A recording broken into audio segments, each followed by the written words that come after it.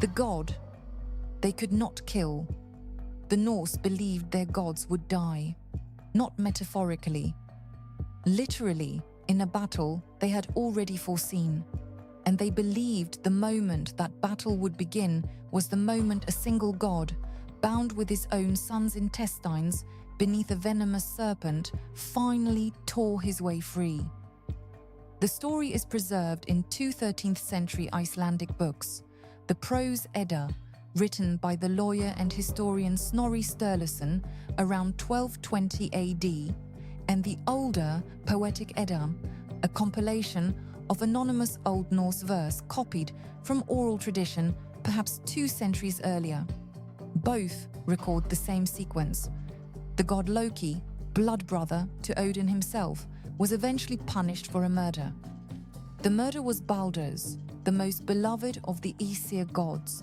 The punishment was elaborate, deliberately humiliating, and designed never to end. The gods of Asgard did not practice execution. They practiced containment. What they devised for Loki was a punishment that had to last until the end of the world. Carolyne Larrington of Oxford, who has translated both Eddas into modern English, calls it the most psychologically vicious punishment in any pre-Christian European mythology. Baldr was Odin's second son, golden-haired, universally loved, and went after dreams warned of his death, protected by an oath his mother Frigg extracted from every plant, animal, stone, fire, water, and disease in the world, that none of them would ever harm him. The gods turned this into entertainment. They would throw weapons at Baldr and the weapons would slide off him harmlessly. Loki, in disguise as an old woman, asked Frigg whether anything had been missed in her oath-taking. Yes, she admitted. The mistletoe, too small and too young to be worth bothering with. Loki cut a sprig of mistletoe, sharpened it into a dart, and placed it in the hand of Höder, Baldr's blind brother.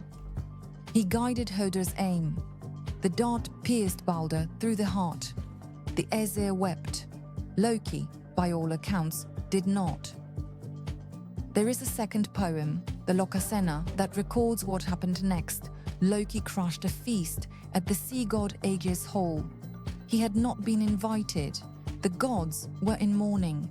Loki spent the evening insulting every god and goddess present, in turn, with 65 stanzas of specific, knowing, and accurate accusations.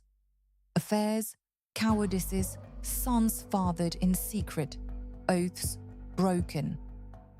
The poem reads less like myth and more like a court transcript of someone who already knows he is going to be punished and intends to be remembered for what he says before the verdict.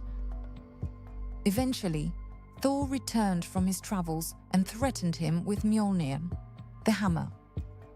Loki left. He fled into the mountains. He built a house with 4 doors, one facing each direction, so he could see anyone approach.